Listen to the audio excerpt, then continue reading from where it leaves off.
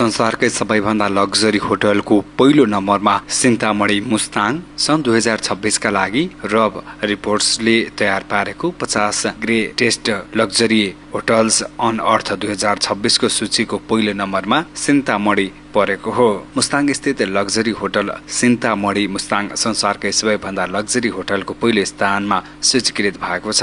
संसारका प्रमुख 24 ट्राभल्स अगुवाको प्यानलले सिन्तामणीलाई पहिलो नम्बरमा सूचीकृत गरेको हो। तल्लो मुस्ताङमा रहेको सिन्तामणी बिल बिलेन्सले डिजाइन गरेका हुन्। यति समूहको शेर्पा हस्पिटालिटी ग्रुप SHG ले अगस्त 2023 देखि सिन्तामणी सञ्चालन गर्दा आएको छ। होटलका प्रत्येक कोठाबाट देखिने सुन्दर दृश्यले हरेकको मन र मस्तिष्कमा भिन्नै झङ्कार उत्पन्न गर्ने रब रिसोर्टमा उल्लेख छ। यो एउटा होटलको पहिचान मात्र होइन।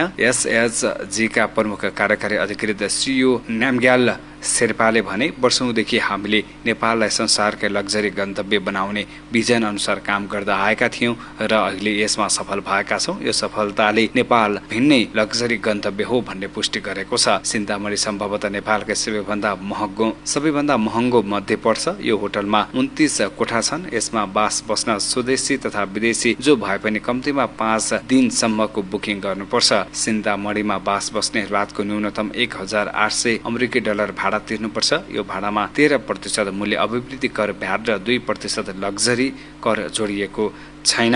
2 जनाका लागि बनाइएको यो प्याकेजमा कोठा, वायरलेस प्रोग्राम, खाना र पेय उपलब्ध गराइएको रिसोर्टले जनाएको छ।